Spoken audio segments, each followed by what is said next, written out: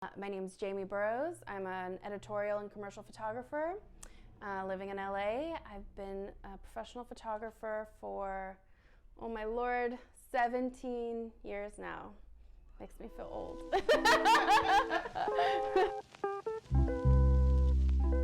I started in high school. I was my high school's photo editor and the photographer for my school's newspaper.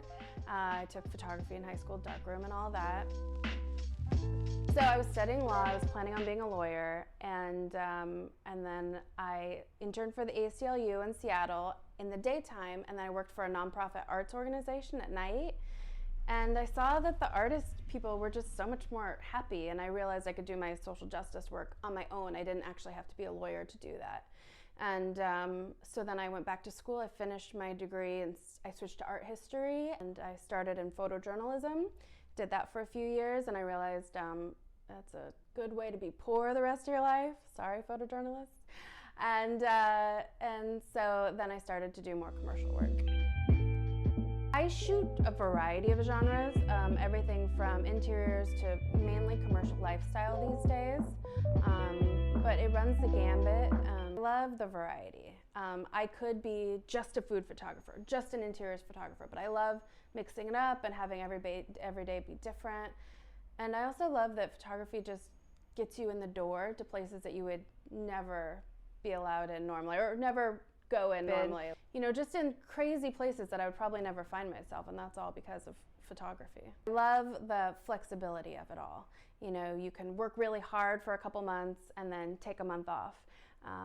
Nobody tells you have to take this job or you don't have to take this job. I would hustle during the day trying to get my business off the ground, but then I would have bartending, waiting tables to kind of be the steady income I needed. And I needed that, you know. There you can assist and take that path, but that wasn't the path I took. I kind of did it all on my own, for better or worse. You know, probably took a lot longer that way, but finally got me to leave bartending and to take the leap was I just felt comfortable that I could do it and that I could hustle and I had enough clients that were regularly hiring me, and that I could know that some months would be leaner than others, but that I could make it. So my clients range quite a bit, but mainly my dominant space is in the, I like to think of it as the aspirational lifestyle space, so beautiful things. So I work for a lot of wineries, hotels, so Airbnb is a client of mine, clients that are like in the home outdoor space like Charbroil Grills or Tiki Brands.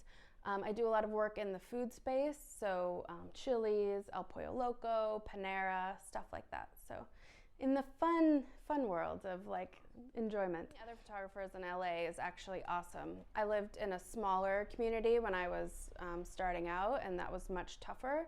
But in LA, there's just so many avenues. I run an organization called LAPA, Los Angeles Women's Photography Alliance, that has women photographers, and we meet once a month. So that's great. We're always adding new members. So women in photography are rare. In the portrait world or families or weddings, you know, there's lots of female photographers, but in the commercial world, which is where I am, only 8% of all commercial photographers are female. We are severely underrepresented. So although probably progress has been made in the past 20 years, it's not nearly enough. It's an ongoing problem, which is why I helped co-found the LAPA, the Los Angeles Women's Photography Alliance, to help support other women who are coming up and growing, and we're trying to make their big break into commercial. And I think it's better. There's organizations that I belong to, like the Loop, L-U-U-P-E, and they support female commercial photographers, and I feel like there's more of a push to at least get one female photographer in a triple bid, which is great. There's great momentum towards that, but we're nowhere near equity. It's progress, still a long way to go. If it weren't for the pandemic, I probably would have never started my studio. I was finding that I needed space and I couldn't rent other places, and I took the leap and started a studio in August of 2000, or July of 2002. So I probably wouldn't have done that if it wasn't for the pandemic and kind of needing that space of my own that I can control and that I could, I'm home all the time, someplace to go. So without the pandemic, I probably wouldn't have started Indigo Studio. Yeah. 5 years, I hope my business is still growing and thriving. Hopefully I have bigger commercial clients and I'm shooting less and traveling more. I already travel quite a bit, but hopefully I can keep growing it. I plan on continuing to shoot commercially for at least the next 5 years. Maybe pivot into teaching more after that. Photography has given me so many opportunities to travel and see the world. About 5 years ago, my partner and I, we sold everything. We were living in LA, we sold everything and we hit the road. I was working a lot for Airbnb at the time, and they would just pay me, and my husband would do the editing, my partner would do the editing, to go into markets where they didn't have a big, strong photography presence. And so I'd go into that market for a month or two, clean up all the straggling listings and photograph a bunch of them.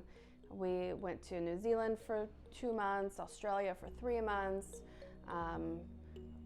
all over, Thailand, France, Italy, we shot in South America, and then whenever I go I can shoot stock. So yeah, I'm always working while on the road, for sure.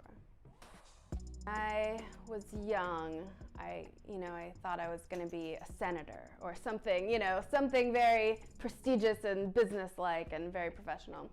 But in my wildest dreams, I never thought I could be a professional working photographer living in LA with my own studio. Like, this is a different path than I thought I would take, but really, if you told 14-year-old Jayme that she would be living in LA and, traveling the world and being a photographer, I think she would have just been thrilled. So.